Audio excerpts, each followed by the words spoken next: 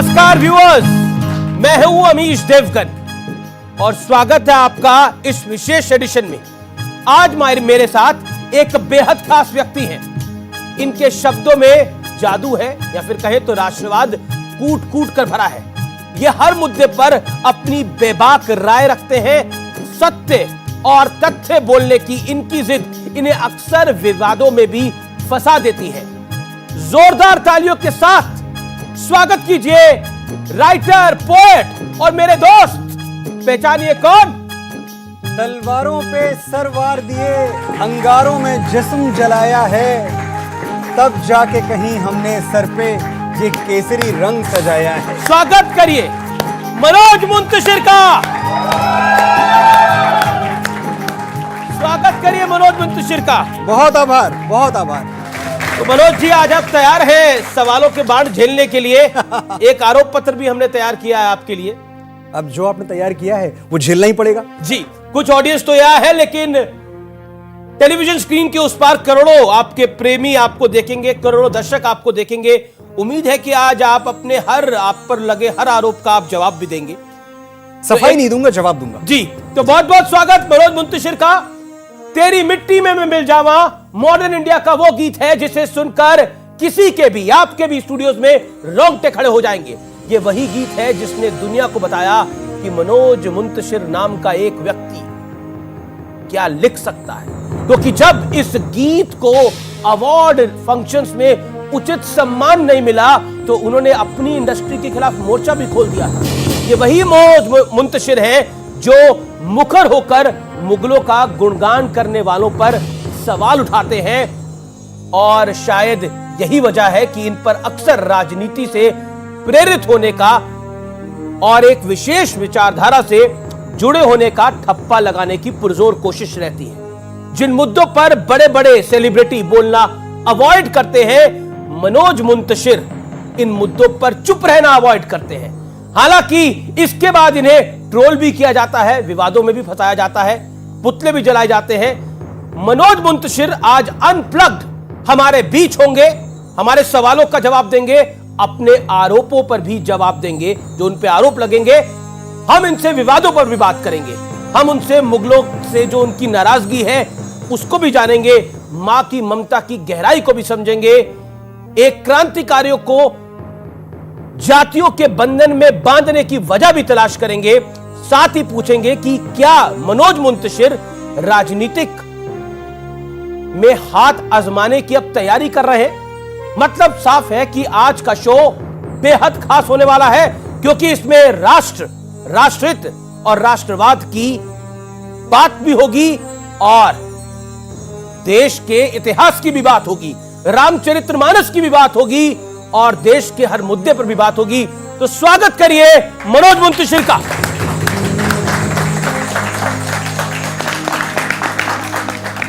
Thank you. Manoj Muntashir, क्योंकि आप शुक्ला थे, मुंतशिर क्यों बन जाता है?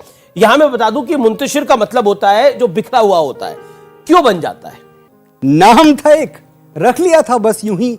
क्या ये सारी जिंदगी ढोना पड़ेगा, और कितना टूटना बाकी बचा है, और कितना मुंतशिर होना पड़ेगा। बहुत बढ़िया। 17 साल की उम्र में जब बच्चे पढ़ाई कर रहे होते हैं, डॉक्टर इंजीनियर बनने के सपने देखते हैं, आप इश्क कर बैठे। अच्छा, आपको 17 के पहले वाला नहीं पता?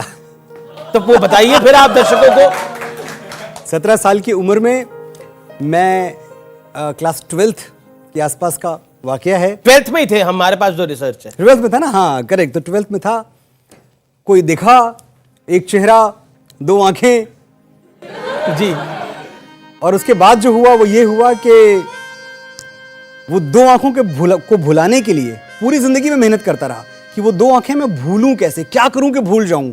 जितनी भी शायरी, जितनी भी पोइट्री, जितना कलाम आपको मेरा नजर आता है, वो सिर्फ उन्हीं दो आंखों को भूलने की कोशिश है। ये सवाल, अच्छा, ये कहानी क्या थी कि उनके घर वालों ने भी आपको ठुकरा दिया? बताता हूं मैं, ये बात खत्म तब उन्हें पता नहीं था कि आप कहां पहुंच जाएंगे। सवाल एक छोटा सा था जिसके पीछे ये पूरी जिंदगी बर्बाद कर ली। जी। सवाल एक छोटा सा था जिसके पीछे ये पूरी जिंदगी बर्बाद कर ली, भुलाऊं किस तरह वो दोनों आंखें किताबों की तरह जो याद कर ली। और उसके बाद ये हुआ अमीश जी कि पढ़ने में ठीक ठाक था मैं, लेकिन सारे बच्चे क्लास में बैठ के बात कर रहे होते कि मैं तो इसके बाद ना मेडिकल करूंगा, कोई बोलता है मैं इंजीनियरिंग करूंगा, मैं आईटी दूंगा, मैं सीपीएमटी के लिए जाऊंगा, मैं मैनेजमेंट में जाऊंगा, मैं तो फॉरेन जा रहा हूं। ये बातें होती रहती। आप क्या बोलते थे, मैं आशिक बन रहा हूं? नहीं आशिक तो मैं पैदा हुआ था जी, उस बनना थोड़ी था। मैं कहता देखो मैं फिल्मों में जाऊंगा, मैं गाने लिखूंगा। अमेठी जैसा एक छोटा सा तब गांव था जी, आज की तरह आप उसको शहर के तौर पे ना देखें। मैं बात कर रहा हूं 93 की, 93 जो हो गया आज से ठीक 30 साल पहले, आज से ठीक 30 साल पहले। यहां मैं आपको रोकना चाहता हूं, युवा पीढ़ी आज की इसको सुने। 93 की ये बात कर रहे हैं, अमेठी जैसे गांव से निकले, वहां से निकले, सपना देखा और सपने को पूरा करा। यानी सपने में दम होना चाहिए, हसरतें अपने आप पूरी हो जाती हैं। बिल्कुल, ये युवा पीढ़ी के लिए बहुत बड़ा मैसेज है जी। तो हुआ ऐसा कि मैं ये सच भी बार बार बोलता रहा। तो जब मुझसे पूछा जाता, जो अब उस लड़की का नाम तो मैं ले नहीं सकता जी, लेना भी नहीं चाहिए, मैं खुद भी वो एहतियातन देख रही होगी आपको भी, मैं खुद भी एहतियातन उस गली से कम गुजरता हूं, मैं खुद भी एहतियातन उस गली से कम गुजरता हूं। कोई मासूम क्यों मेरे लिए बदनाम हो जाए। तो अमीश जी नाम नहीं लूंगा मैं, लेकिन मुझसे पूछा गया कि तुम क्या करोगे। मैंने कहा मैं फिल्मों में जाऊंगा, मैं गाने लिखूंगा। हाँ वो तो ठीक है, पर करोगे क्या? मैंने कहा यही करूंगा, यही करना है मुझे। ये बात जब उनके पिताजी को पता चली तो जो थोड़ी बहुत उम्मीद थी कि शायद हमारे बीच में कुछ हो पाए, वो सब वहीं खत्म हो गया। वक्त गुजरा, वक्त बदला, मैंने अपना पैशन नहीं छोड़ा। मैं ये बात तय करके आया था कि जिस चीज के लिए मुझे ठुकरा दिया गया, जिस चीज के लिए ये कहा गया कि तुम किसी लायक नहीं हो, किसी काम के नहीं हो, मैं उसी आसमान पर चमक के दिखाऊंगा जी। जो लिखता है मुकद्दर की इबारत, वो तेरी सोच से ज्यादा बड़ा है। जिसे ठुकरा दिया मिट्टी समझकर, वो लड़का आज तारों पर खड़ा है। अब एक और किस्सा जी। आपने पिताजी से मांगे 300 रुपए, या फिर आपके पिताजी ने आपको मुंबई जाने के लिए देने चाहिए थे 300 रुपए, लेकिन दे दिए 700 रुपए। हाँ। बोला कि वापसी की टिकट भी साथ ही लेते जाओ, उसके पैसे भी। उन्हें आप पे भरोसा नहीं था? देखिए पिता को भरोसा, एक ऐसी दुनिया की बात हम कर रहे हैं, किसको पता अमेठी में कि फिल्में क्या होती हैं, सिनेमा क्या होता है। कोई परी लोक है, कोई जादू नगरी है, पर्दे पे कुछ चलता है, लाल पीली तस्वीरें आती हैं जाती हैं। दिलीप कुमार साहब, अमिताभ बच्चन साहब, ये सब उस वक्त के नाम हुआ करते थे। लगता था कि ये कोई डेमीगॉड्स हैं, ये असली लोग नहीं हैं। तो मेरा बेटा एक ऐसी दुनिया में जाए जहां इसका कोई फ्यूचर नहीं है, कोई भविष्य नहीं है, ये डर बहुत लाजमी था। तो अगर मेरे माँ बाप ने भी नहीं भरोसा किया तो बिल्कुल ठीक है, उनका कोई दोष नहीं है। खुश हैं अच्छा लगता है। आपका शो देख रहे होंगे, आपका शो तो इतना प्रेस्टिजियस है, बहुत पसंद करते हैं आपको। बहुत बहुत शुक्रिया, मेरा प्रणाम कहिएगा जी। मेरी माँ ने एक दो बार मुझे और आपको साथ में देखा टेलीविजन पे, और वो मुझे हमेशा फोन करके बोलती रही कि बहुत मजा आया, और मजा नहीं मजा जी, बहुत मजा आया मन्नू। और मैं तुम तो खैर ठीक ही बोलते हो, पर उनको मैं बहुत सुनती हूँ जी। चलिए, आप अपनी माता जी को भी हमारा प्रणाम कहिएगा। लेकिन एक सवाल आपसे जरूर पूछना बनता है यहाँ पर ऑडियंस के लिए, आपने अनूप जलोटा को झूठ क्यों बोला? अनूप जी एक तो इतने ज्यादा प्यारे इंसान हैं। मैं समझता हूं कि अगर वैसे कुछ लोग और इस देश में हों जो स्ट्रगल का दर्द समझें। हुआ ऐसा कि मैं स्ट्रगल के लिए यहां वहां भटक रहा था। मैं पहुंच गया एक दिन अनूप जी के घर में। अनूप जी ने कहा हाँ आइए बैठिए, क्या लिखते हैं आप? तो मैंने कहा मैं अनूप जी मैं भजन लिखता हूं। सोचिए, कॉन्फिडेंस देखिए। अच्छा भजन लिखते हैं, वाह वाह वाह, कुछ सुनाइए। मैंने कहा अनूप जी मैं लिख देता हूं पेपर पे, आप खुद पढ़ लीजिए, आप अच्छे से मीटर में पढ़ लेंगे, मैं क्या सुनाऊं। हाँ ठीक है, ये लीजिए पेपर और ये लीजिए कलम। मैं रियल टाइम में लिख रहा हूं। रियल टाइम जो होता नहीं है कि अब आप लिख रहे हो जय रघुनंदन जय सिया राम, कुछ ना कुछ तो मैं लिखने लगा। अनूप जी को मैंने दिया, अरे पढ़ने लगे अनूप जी, हाँ बढ़िया है। अच्छा और भी तो लिखा होगा? मैंने कहा हाँ और भी है। मैंने दूसरा भजन लिखना शुरू किया रियल टाइम में, फिर से दोनों मिला के 5-5 मिनट में लिखा होगा, और बिल्कुल अच्छा नहीं लिखा था। अनूप जी ने दूसरा भी, फिर भी उन्होंने इतना खराब लिखा, फिर भी 3000 रुपए दे दिए आपको। इसलिए क्योंकि वो चाहते थे मेरी मदद करना, लेकिन ये बता के नहीं मदद करना चाहते थे कि तुम्हारा सब किसी काम का नहीं है, फिर भी मैं मदद कर रहा हूं। वो मेरी खुददारी को, मेरे स्वाभिमान को सम्मान दे रहे। जोरदार तालियां इस बात के लिए अनूप जलोटा के लिए। जी बिल्कुल। अमेठी से यहाँ बॉम्बे तक का सफ़र किया आपने, तो आपको कभी ऐसा नहीं लगा कि मैं कुछ गलत कर रहा हूँ या फिर कभी डर लगा हो? सुनो, बड़के शहर और बड़के नाम वालों, अपने बड़प्पन का झुंझुना कहीं और जाके बजाओ। हमारे तेवर से टकरा गया तो टूट जाएगा। जी, हम जिद पे आ गए ना बाबू, तो बड़े बड़ों का पसीना छूट जाएगा। हम जानते हैं तुम पावर में हो। तुम्हारे खरीदे हुए जौहरी हमको हीरा नहीं पत्थर कहेंगे, हम फिर भी चमक के रहेंगे। तुमने मसनद पे जो मुंसिफ बिठाए हैं वो हमको अदाकार नहीं मानेंगे, फनकार नहीं मानेंगे, कलाकार नहीं मानेंगे, गीतकार नहीं मानेंगे, हम फिर भी हार नहीं मानेंगे। चालू डब्बे में चढ़ के बंबई आएंगे और तुम्हारे हवाई जहाज से डबल ऊंचा उड़ के दिखाएंगे। तुम्हारे हाथ में पावर है, हमारे हाथ में ताकत, दोनों का अंतर जान लो। पावर वो कुर्सी है जो किसी की सगी नहीं हुई, चाहे कोई जिए या मरे, और ताकत वो बचपन का यार जो यारी में गर्दन कटा दे और उफ तक ना करे। तुम भी यार कमाल करते हो, शेर के बच्चे को चाबुक दिखाते हो, हमें सरनेम से डराते हो। जब छोटे लाल मास्टर डा से डर पड़ा रहे थे, हम पेड़ की पुलगी पर चढ़ के आ से अमरूद खा रहे थे। उस क्लास में नहीं बैठे जहां डर का डिक्टेशन बोला गया, वो पानी नहीं पिया जिसमें छोटे बड़े का जहर घोला गया, और बाप के कंधे पे बंदूक रख के तो हमने चिड़िया तक नहीं मारी। बहुत सुन लिया तुमसे, हमारा बाप ये, हमारा बाप वो। आज हम तुमको अपना शजरा दिखाएंगे। गिनो, आज हम अपने बाप दादा परदादा सबका नाम गिनवाएंगे। पहले दद्दा का नाम नोट करो। रणबीर चौकड़ी चेतक वाले बौरा गए तो जिले इलाही का खून ठंडा कर दिए, घास की रोटी खा के मुगलिया सल्तनत को डंडा कर दिए। बड़के भैया हमारे 14 साल जंगल जंगल जोगी की सवारी फिरती रही और सिंहासन पे उनकी खड़ाऊं राज करती रही। एक कक्कू भी थे हमारे, फूटी आंख से करतब दिखा दिए थे, शब्द भेदी मार के गौरी को गुल्लैया बना दिए थे। और बाबा हमारे बड़के, एक पगलेट राजा ने चुटिया खोल दी तो वैसा भड़के के गेम ऑफ थ्रोन्स खेल दिए, पूरा का पूरा मगध अकेले ठेल दिए।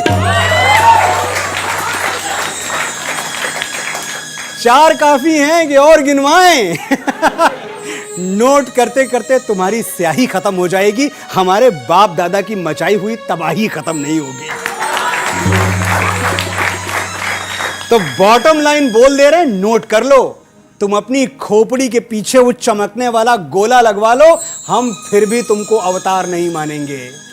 तुम्हारे नाम का कलमा नहीं पढ़ेंगे, तुमको परवरदिगार नहीं मानेंगे। तुम वंशवाद की जमीन खोद के हमें गाड़ दोगे तो हम बगावत का बीज बन के फूटेंगे, पर तुमसे हार नहीं मानेंगे। बहुत शानदार, बहुत शानदार। चलिए अब देखिए, अब तो आपकी जर्नी की बात हो गई, लेकिन अब आप पर आरोपों की बात होगी। आरोप नंबर 1 ये है कि आप इतिहास को एक तरफा देखना चाहते हैं, जिसमें महाराणा प्रताप की तो बात हो, हिंदू राजाओं की तो बात हो, लेकिन मुगलों की बात ना हो। जो लोग भुला देते हैं इतिहास को अपने, उन लोगों का भूगोल भी बाकी नहीं रहता। आप सभ्यताएं उठा के देख लीजिए, जहां लोगों ने इतिहास पढ़ना छोड़ दिया, इतिहास से सीखना छोड़ दिया और सच्चे इतिहास से मुंह मोड़ लिया, वो कल्चर्स, वो सिविलाइजेशंस नष्ट हो गई। हमें बार बार बताया जाता है, पढ़ाया जाता है, गांधी को किसने मारा, गांधी को किसने मारा। बिल्कुल आप बताइए कि गांधी को किसने मारा, लेकिन गुरु तेग बहादुर साहिब के बेटों को किसने मारा, यह कब बताओगे आप? ये आप इतिहास में क्यों नहीं लिखते? आप मुझे बताते हैं कि भाई ताजमहल इन्होंने बनवा दिया, कुतुब मीनार इन्होंने बनवा दी। ठीक है, सोमनाथ किसने तोड़ा, मथुरा किसने तोड़ा? एक ऐसा देश जहां राधा कृष्ण की प्रेम कहानी है, एक ऐसा देश जहां नल दमयंती की प्रेम कहानी है, एक ऐसा देश जहां शिव पार्वती से बड़ी क्या प्रेम कहानी हो सकती है। 7 बार जन्म लेती है। इस देश में आपकी प्रेम कहानी क्या है? जोधा अकबर, जोधा अकबर का प्रेम, एक यहां भी हिस्ट्री से अगर आप जाएं डिटेल में तो पता चलता है कि जोधा नाम की कोई पत्नी अकबर को थी ही नहीं। हरखू बाई, एक आपको नाम पढ़ने को आता है, हिस्टोरियंस भी आपको बताएंगे। हरखू बाई आमेर के राजा भारमल की बेटी थी जी। उसके डिटेल में आप जाएंगे तो पता चलेगा कि डरा धमका के, बिकॉज अकबर को प्यार हो गया, बहुत खूबसूरत थी हरखू बाई, डरा धमका के भाई या तो तुम्हारे बाप की मैं किंगडम छीन लूं या तुम मेरी हो जाओ। बेटी थी, कुर्बानी दे दी कि चलो ठीक है यही सही, मैं अपने पिता को किसी मुश्किल में नहीं देख सकती। तीसरी पत्नी थी वो, फिर भी मैंने मान लिया कि चलो ठीक है प्यार तीसरी बार हो गया, कोई बात नहीं तीसरी बार हो गया, अब आपका प्यार सेटल हो गया ना, अब तो आपको मिल गई आपकी जोधा। उसी साल दूसरी शादी की है, अगले साल एक और शादी की है, उसके अगले साल एक और शादी की, 32 शादियां की हैं। इनके बाद हरखू बाई जोधा के बाद उन्होंने 32 और शादियां की हैं, मरते मरते 35 ब्याह किए हैं उसने। जो हरम में 6000 औरतें थी उनका मैं जिक्र नहीं कर रहा अभी। तो ये इस प्रेम कहानी को आप सेलिब्रेट करते हैं। अगर आप इस प्रेम कहानी को सेलिब्रेट इस करते तरह हैं, का इतिहास बनाएंगे तो बताएंगे तो तकलीफ तो होगी, होनी चाहिए तकलीफ, जिनको होनी चाहिए, मैं उनकी तकलीफ के लिए बोल रहा हूं। आप ये देखते हैं, मैं समझता हूं प्यार क्या है। मेरे लिए प्यार वो है जो राजा रतन सिंह से महारानी पद्मावती ने किया, उसे मैं प्रेम समझता हूं। जलती हुई चिता में कूद गई, अलाउद्दीन खिलजी को अपने आंचल का एक तार नहीं छूने दिया, इसे कहते हैं प्रेम। मुझसे पूछेंगे प्रेम क्या है? प्रेम वो है जो भगवान श्री राम ने अपनी प्राण प्रिय पत्नी सीता से किया, समुद्र के सीने पे पुल बांध दिया। दुनिया के सबसे बड़े अत्याचारी से, सबसे बड़े आतताई से भालुओं और वानरों की सेना लेकर लड़ गए, अपनी पत्नी के प्राण बचाने थे, अपनी पत्नी को छुड़ाना था। यह प्रेम हुआ। और अभी भी लग रहा है कि भाई आप तो बड़ी दूर की बात कर रहे हो, तो मैं नजदीक की बात कर लेता हूं। प्यार वो है जो दशरथ मांझी ने अपनी पत्नी से किया था, छेनी हथौड़ी लेके पहाड़ काट डाला। ये प्यार है। आप किस झूठ पे जीने के लिए मुझे मजबूर कर रहे हैं? ग्लोरीफाइड डकैत क्यों कहते हैं आप इनको, मुगलों को? क्यों ग्लोरीफाइड आए डकैत, थे? ये ये क्यों नई आए? टर्म दे दिया आपने। ये क्यों आए थे? चलिए आज हम एक बात समझते हैं। ये आपके यहां ताजमहल बनवाने आए थे? क्यों आए थे आपके यहां? मैं जानना चाहता हूं। ऑडियंस लूट भाई आए थे। हाँ, तो देख लिए ऑडियंस बोल रही है। अगर आप इतनी कहते हैं, भाई आपके पास तो ना ये आर्किटेक्चर होता, ना आपके पास म्यूजिक होता, कुछ होता ही नहीं अगर आपके पास ये मुगल्स ना आ गए होते, अगर ये खिलजी ना आ गए होते। मुझे इतनी हंसी आती है, म्यूजिक का जो पहला शास्त्र है सामवेद, वो हमने लिखा है, और म्यूजिक तुमने हमको सिखाया। 7,500 वर्ष पहले ऋषि वाल्मीकि ने रामायण लिख दी, और आप हमको म्यूजिक सिखाएंगे, हमको कविता सिखाएंगे। कालिदास ने 2,500 साल पहले मेघदूत लिख दिया, तुम हमको शायरी सिखाओगे। जब तक हम अलिफ बे में ना लिख दें तब तक हम पोएट नहीं हुए, तब तक हम कवि नहीं हुए। ये तरीका गलत है ना। मुझे आपके वजूद से कोई प्रॉब्लम नहीं है, लेकिन आप जब मुझे ये सब बताना शुरू करेंगे तो मुझे एतराज होगा। जब आपसे पूछा जाए कि आप कौन हैं, तो आपको कहना चाहिए कि देखो हमारी ओर, पहचानो हमें, हम वही हैं जो बाण भेद के धरती से धारा निकाल दिया करते हैं।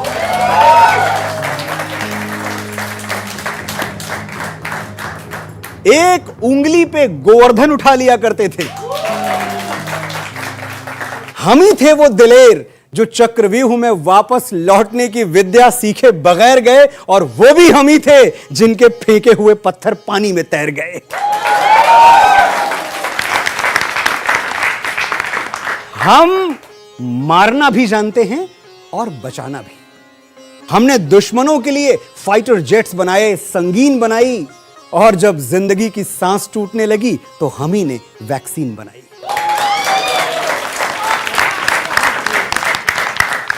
और लिख दिया उस वैक्सीन पे। कभी आप वैक्सीन का पर्चा लगवाने के बाद ध्यान से पढ़िएगा क्या लिखा हुआ है। लिख दिया इस वैक्सीन पे, सर्वे संतु निरामया, यानी ईश्वर सिर्फ हम पर ही नहीं, हर किसी पर, हिंदू, मुसलमान, क्रिश्चियन, ईसाई, जर्मन, इराकी, ईरानी, जो भी दुनिया में है, ईश्वर सब पर करे दया। हम इतना बड़ा सोचते हैं। हम जाबाज हैं, जियाले हैं, आंधियों से खेले हैं, बिजलियों के पाले हैं। हम शांति का सवेरा हैं, मानवता के उजाले हैं। पहचानो हमें, हम भारत वाले हैं। बहुत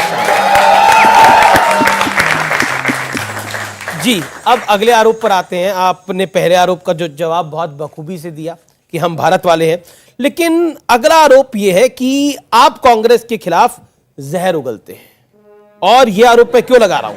यह आरोप के पीछे पिछला साल है, यानी साल 2022 है, और भोपाल के रविंद्र भवन में वो कार्यक्रम है जिसमें आपने एक दो लाइनें पढ़ी और उसके बाद विवाद खड़ा हो गया। आप ही की बॉलीवुड से आती हैं ऋचा चड्ढा, वो कहती हैं ये शर्मसार करने वाला है, बहुत बुरी कविता है। कौन? ऋचा चड्ढा एक एक्ट्रेस है। जी, मैंने सिर्फ इतना कहा था कि विदेशी माता से पैदा हुआ पुत्र कभी राष्ट्रभक्त नहीं हो सकता, ऐसा चाणक्य ने कहा था, कौटिल्य ने कहा था।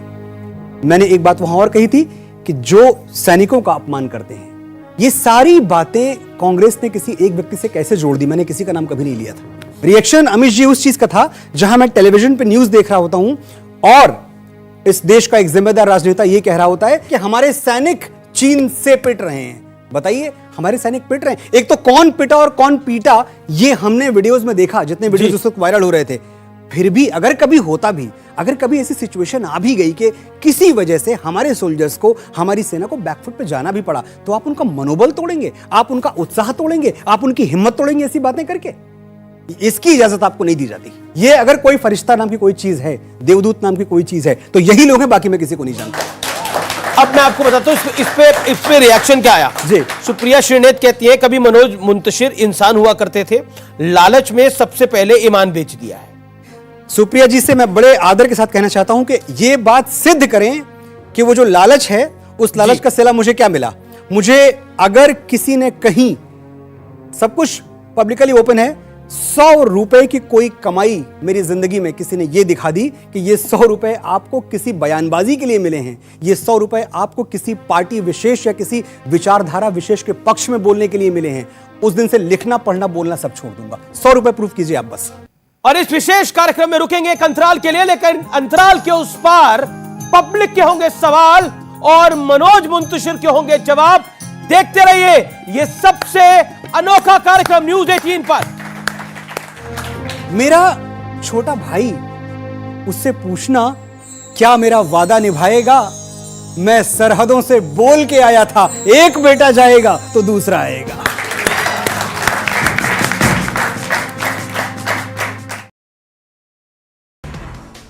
आरक्षण पर राज्यपाल के मार्च तक इंतजार वाले राजभवन की सफाई पर कहा 22 और 23 मार्च को सुप्रीम कोर्ट में होगी मामले की सुनवाई। इसी के मद्देनजर आया था राज्यपाल का बयान।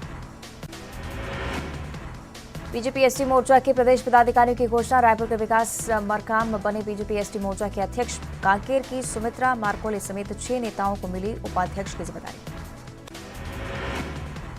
छतरपुर में पंडित धीरेन्द्र शास्त्री को जान से मारने की धमकी, पुलिस में शिकायत दर्ज। कांग्रेस प्रवक्ता ने की बागेश्वर धाम सरकार को Y+ श्रेणी की सुरक्षा देने की मांग।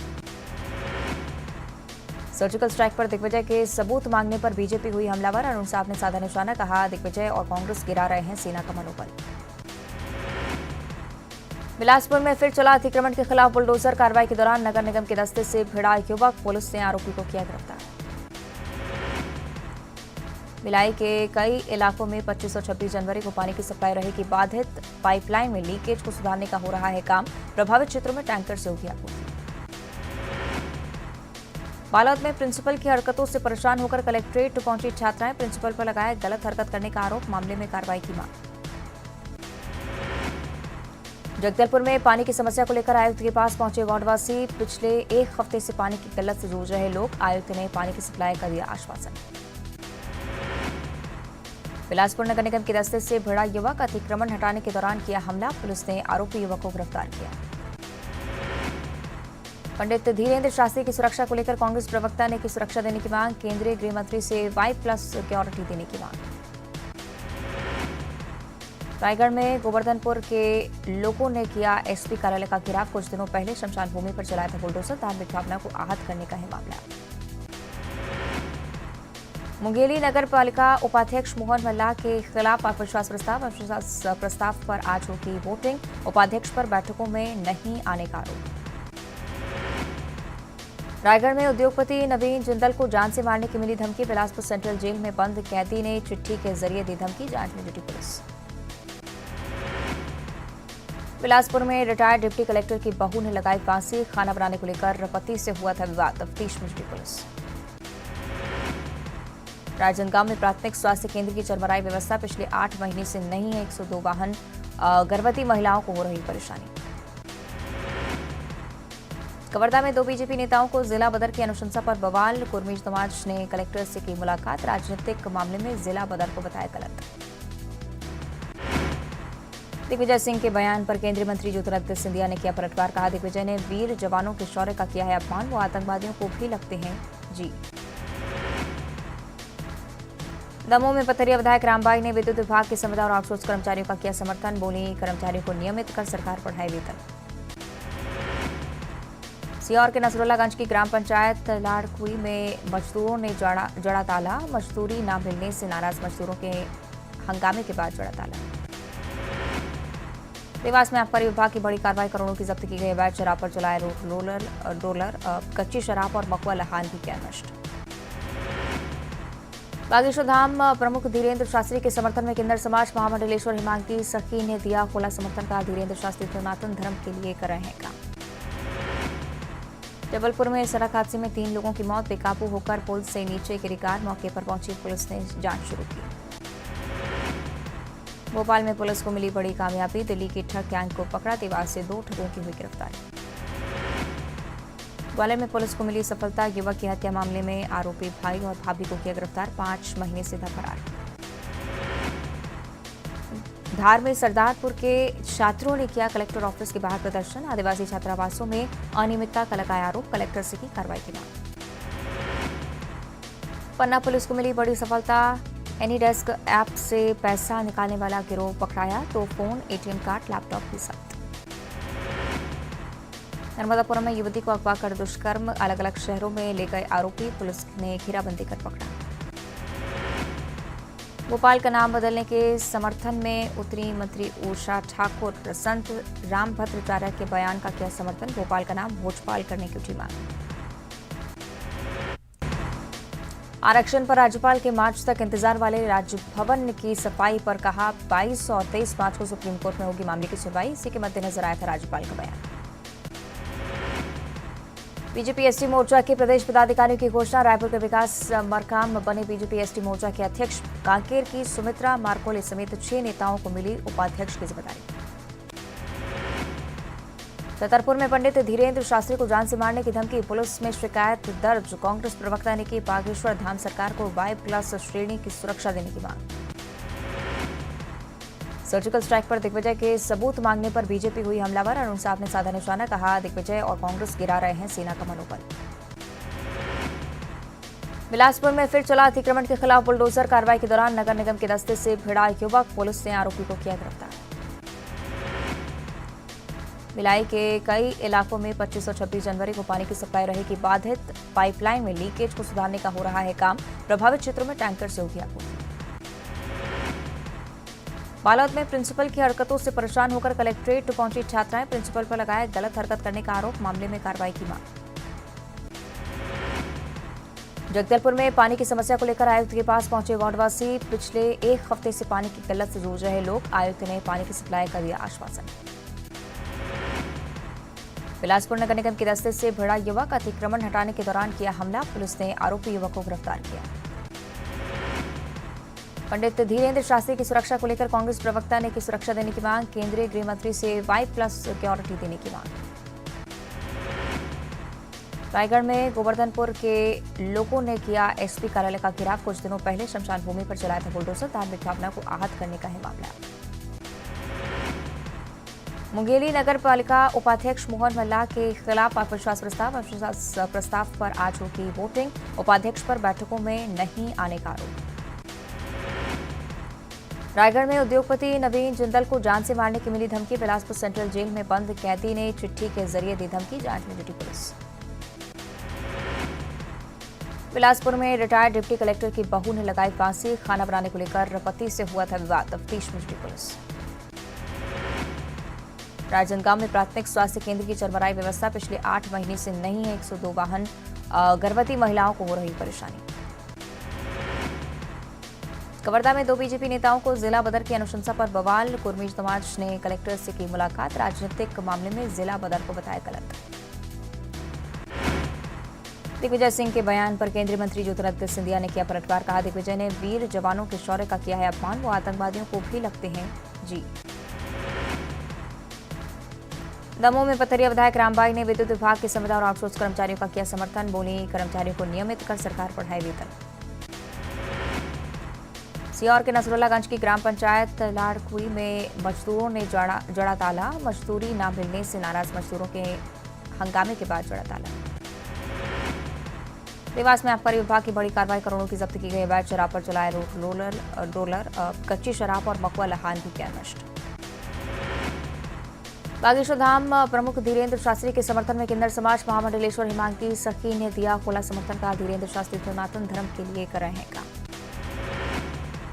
जबलपुर में सड़क हादसे में 3 लोगों की मौत, बेकाबू होकर पुल से नीचे गिरी कार। मौके पर पहुंची पुलिस ने जांच शुरू की। भोपाल में पुलिस को मिली बड़ी कामयाबी, दिल्ली की ठग गैंग को पकड़ा। देवास से 2 ठगों की हुई गिरफ्तारी। ग्वालियर में पुलिस को मिली सफलता, युवक की हत्या मामले में आरोपी भाई और भाभी को किया गिरफ्तार। 5 महीने से था फरार। धार में सरदारपुर के छात्रों ने आपने मुगलों पर कहा कि ये सब कुछ आपको प्रोपेगेंडा के तहत बताया गया है। अब आपको उनकी भाषा से भी तकलीफ हो गई है। आपको औरत नाम से बड़ी समस्या है। औरत शब्द आता कहां से है? 16वीं सदी में हमारे यहाँ औरत शब्द का प्रादुर्भाव हुआ। 16वीं सदी के पहले हम क्या बुलाते थे? हम स्त्री कहते थे, हम नारी कहते थे, हम महिला कहते थे। 16वीं सदी में जब एक इस्लामिक कल्चर यहाँ सेट होना शुरू हुआ तो ये शब्द आने लगा, उन्हीं के साथ आया। क्या है औरत का मतलब? औरत एक अरेबिक शब्द है और अगर आप डिक्शनरी में जाके इसके डिटेल में जाके देखेंगे तो ये बनता कैसे है, एटिमोलॉजी क्या है इसकी। औरत बनता है अवरा शब्द से, अवरा। अवरा का मतलब होता है फीमेल जेनाइटल्स, योनि। ये एक संस्कृति होगी जिसने औरत को सिर्फ उसकी योनि से पहचाना होगा। हम औरत को, हम स्त्री को उसके चरित्र से, उसकी कीर्ति से, उसके यशगान से पहचानते हैं। मुझे इस बात पे एतराज है कि जो मेरे आसपास महिलाएं हैं, जो मेरी माँ हैं, जो मेरी भाभी हैं, जो बच्चियां हैं मेरे सामने, वो कल बड़ी होंगी। मैं चाहता नहीं कि इस देश में कोई उनको औरत कहे, उनकी पहचान को सिर्फ एक बॉडी पार्ट से जोड़ के देखे। इस पे मुझे एतराज है सर। आप पर आरोप है कि आप जातिवाद को बढ़ावा देते हैं। आरोप क्यों है मैं ये भी बता देता हूं आपको। आपने कविता लिखी जिसमें आपने लिखा जियो तिवारी जे नेउधारी। इसके बाद कुछ लोगों ने कहा कि आपने क्रांतिकारी को भी जाति के बंधन में बांट दिया है। अमिश का देवगन होना सूचना है, इट्स एन इंफॉर्मेशन। मनोज का शुक्ला होना इट्स एन इंफॉर्मेशन। उस इंफॉर्मेशन को जो छुपाते हैं अपने स्वार्थ के लिए, अपने निहित स्वार्थ